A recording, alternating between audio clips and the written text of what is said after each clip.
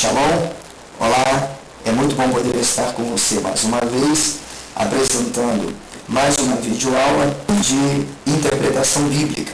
Hoje nós vamos estar aqui fazendo a abordagem do capítulo 28 de Bereshit, chamado Gênesis em português, verso de número 3. Nós estaremos aqui esclarecendo um termo que aparece dentro deste texto, que é Lekahara, que é traduzido para multidão de povos. Observando bem a tradução em português, que não é multidões de povos, e sim multidão de povos, conforme você pode ver aí, é sublinhado.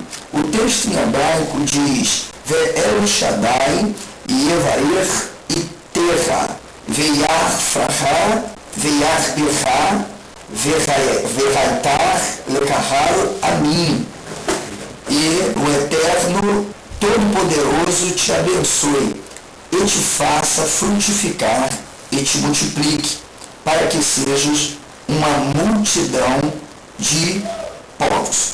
Eu gostaria, antes de começar a fazer a exposição deste texto, sublinhar aqui ou deixar bem destacado para você o verbo frutificar e também multiplicar, pois são dois verbos que nós estaremos trabalhando no decorrer dessa abordagem, dessa nossa videoaula. Este verbo frutificar, ele vai aparecer aqui, que vem do verbo parar, que é o verbo, ele frutificou, está no tronco kali, né, do hebraico, que é o perfeito kali, que é uma ação consumada no passado, porém aqui ele está no futuro. Temos aqui o yud depois do verbo conjuntivo, designando que seria uma ação futura, é uma promessa do Eterno para Abraão, nosso pai, de que através da sua semente, da sua descendência, ele faria uma multidão de povos. Então eu quero analisar com você o texto, porque algumas pessoas têm dúvida acerca de que povo será salvo. Afinal, o Senhor escolheu apenas Israel quanto povo para ser salvo e deixou outros povos fora deste contexto e deste plano de salvação, ou na verdade há uma multidão de povos que foram enxertados em Israel para que pudesse então fazer parte do reino que será restaurado pelo Eterno. Vamos analisar o texto, que é muito importante para que possamos entender.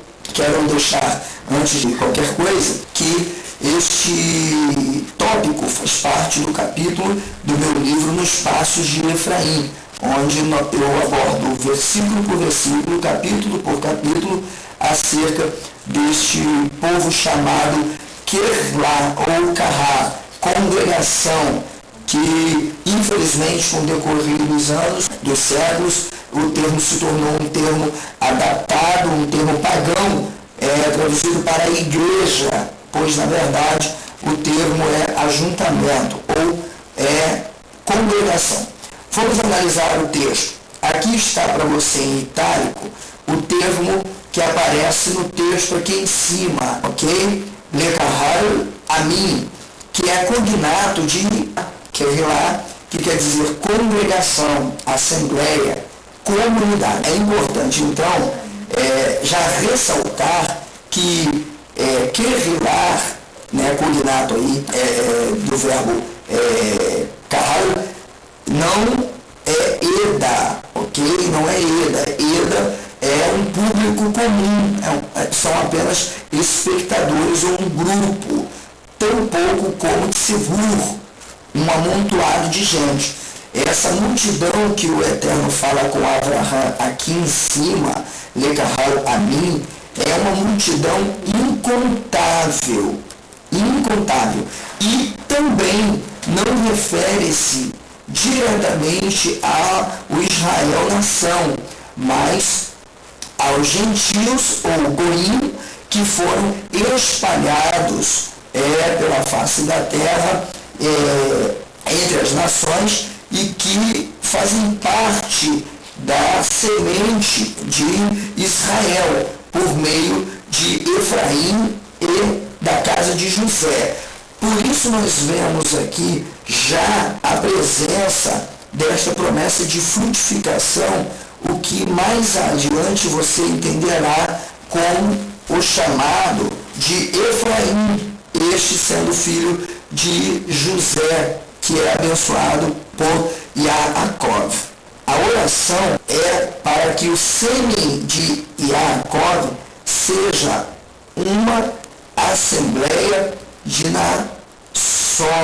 Então nós vamos entender que quando o Eterno ele faz esta promessa a Yaakov de que ele frutificaria, o Eterno já está colocando à mesa o seu plano de salvação, está desarquivando por meio dos termos das palavras que haverá alguém que dará seguimento ao plano dele já feito com Abraão lá no capítulo 12 e consolidado no capítulo 17 de Bereshit. Então, vamos entender um pouco mais. No verso 4, o Eterno confirma que o que Isaac está concedendo sobre Yaakov não é nada mais que a bênção de Abraão, como eu falei aqui. Se você observar o capítulo 12, você encontrará 7 promessas feitas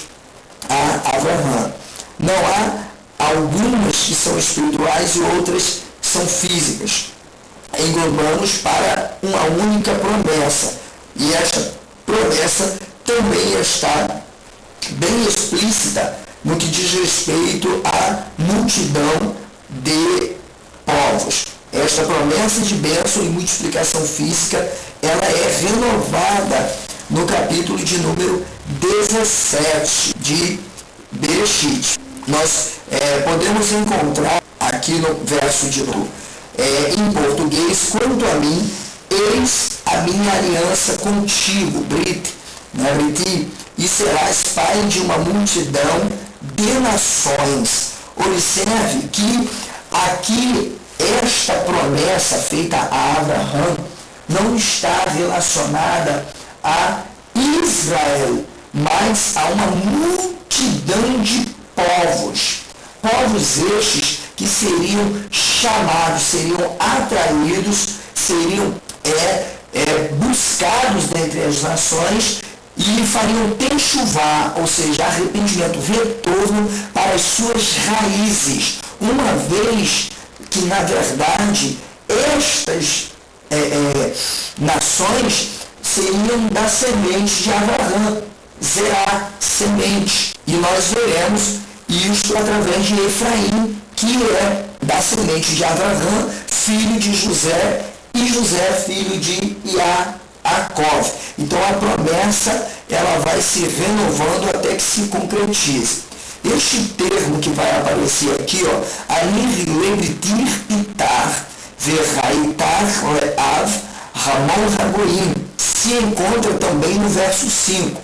E literalmente significa uma multidão ruidosa de nações gentílicas. Esse termo que eu sublinhei aí para você, gentílica, que está aqui, gentílicas em hebraico, goim, vem de goi, povo, aqui já está no plural, tá? Ramon, aqui é pleno, cheio, né? Então, o Eterno vai dizer para Abraão, olha, Abraão, eu estou fazendo com você uma aliança e esta é a aliança. Eu farei de ti uma multidão de nações ou de povos. Esta semente física que literalmente encherá a terra não será um grupo é silencioso, de amigos religiosos que se encontram regularmente. Não. Será um povo comprometido com a Torá, comprometido com os mandamentos do Eterno, com as suas mitzvot, que voltarão o seu coração para o Eterno, a fim de fazerem techuvá e aproximarem-se do Eterno, uma vez que esta mesma nação é da semente de Avraham. Ou seja, se é da semente de Avraham, faz parte desta promessa e desta aliança, com certeza entenderá o chamado do Eterno, e a Torá não será um peso para que eles possam observar. Até porque no Tikkun Olam, na restauração dos tempos, nós veremos que todas as nações voltarão para o Senhor e eles terão uma só lei, uma só Torá. O verso 6 de Bereshit 17 promete a Abraão que através desta promessa do sêmen, Zerá, seriam manifestados reis. Isto certamente está falando acerca dos reis que um dia constituiriam a casa real de Melech David, rei Davi, através da qual viria o Messias a seu trono. Nós vemos aqui o verso de número 6, onde o Senhor diz: eu te farei frutificar grandissimamente. Observe que a promessa feita a Yaakov no capítulo 28, verso 3, pela bênção de Isaac, ela foi também feita a Avraham, aqui no capítulo 17 de Bereshit, de Gênesis, verso 6. Vai aparecer aqui no tronco Rif-Il, que é o causativo do verbo. Verifeti, ou seja, eu te farei frutificar. Ou seja, é um verbo causativo. Quem iria proporcionar a capacidade de frutificar seria o Eterno. E como isso vai acontecer? Nós veremos no desenrolar das narrativas bíblicas que, pela permissão do Eterno, Israel se desvia dos seus caminhos e é disperso entre as nações. O que poucos leitores da Bíblia, estudantes e teólogos, deixam de perceber é como os termos empregados pelo próprio Eterno em relação a Efraim vão se encaixando com mínimos detalhes. Ou seja, mesmo antes de Efraim existir, de José ter nascido, ido para o Egito e ali ter tido 2 filhos, Menaché e Efraim, já havia indícios de que haveria uma frutificação, uma multiplicação de povos. Haveria uma multidão de nações que partiria daqui, de verifreti, do verbo parar, que é o verbo frutificar. O que poucos sabem é que Efraim, na verdade, é quem vai ser o mentor dessa diáspora, dessa divisão das tribos de Israel, e o povo do norte, dividido-se em 10 tribos, vai estar espalhado entre as nações, cultuando aos deuses pagãos, fazendo aquilo que é contrário à Torá, mas que no fim dos tempos, na plenitude dos tempos, chamado também de plenitude dos gentios, ou Ramon Ragoim, essa multidão de povos voltariam-se para o Eterno. O termo usado para designar, frutificar e multiplicar, como eu mencionei, é parar. Está aqui, parar. E é o perfeito na terceira pessoa do masculino do tronco Kali, ou seja, ele frutificou. É óbvio que aqui em cima o verbo aparece no tronco Rif-Il, está prefixado com a conjunção V, que é E, conforme você pode ver aqui, mas o prefixo do tronco verbal aqui, o re com o rik, faz a raiz da palavra, neste caso com o acréscimo do pronome aqui da primeira pessoa, eu, a ausência do re. São regras do hebraico que não há necessidade de eu estar explicando aqui, apenas para você entender que a frutificação e o crescimento deste povo viria, obviamente, já através de alguém que teria um nome já designativo para isso. E este alguém foi Efraim. O verbo parar, tá vendo? Está conjugado da seguinte forma, olha. Rifreti. Já expliquei mais em cima. Como nós podemos também entender na mitzvah de Bereshit 1:28, que aparece aqui, ó, o vru, crescei-vos e multiplicai-vos, ou frutificai e multiplicai. Então, a promessa de multiplicação e frutificação da espécie humana já era um propósito do Eterno para estabelecimento do seu reino. Mais uma vez, fica evidente a relação que o termo tem com a promessa feita a Abraão. Não há como negar que a vontade do Eterno foi sempre reinar sobre a terra, tendo o homem como agente desse grande projeto que o Rav Shaul, o apóstolo Paulo Shaul Rachalia, vai dizer em Efésios capítulo 1, verso 4, como também nos elegeu nele antes da fundação do mundo, para que fôssemos santos e irrepreensíveis diante dele em amor. Quem esteve oculto? Uma igreja? Não. Um povo. Uma multidão de povos que constitui o único povo enxertado no zangueiro, ou seja, em Israel, formando então esta multidão ruidosa de nações, como fora prometido a Abraão. Podemos entender também as palavras do apóstolo Pedro, no capítulo 1, no verso 20, o qual, na verdade, em outro tempo, foi concedido ainda antes da fundação do mundo, mas manifestado nesses últimos tempos por amor de vós.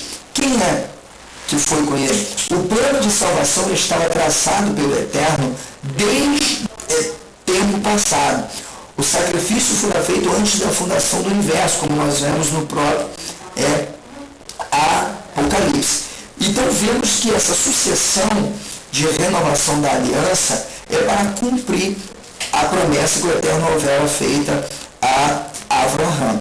Aqui nós temos mais um texto, que é o verso 14, no mesmo capítulo que nós lemos, 23, que diz assim, ó, e a tua semente será como o pó da terra, e a ti fortalecerás ao oeste, ao norte, ao sul, e em ti serão benditas todas as famílias da terra, e por tua posteridade. Aqui nós encontramos a palavra, tá vendo? Que é o verbo zerar, está aqui com uma forma ativa, uma descendência do pronome da segunda pessoa, Zararra, e Kafarhaaretz.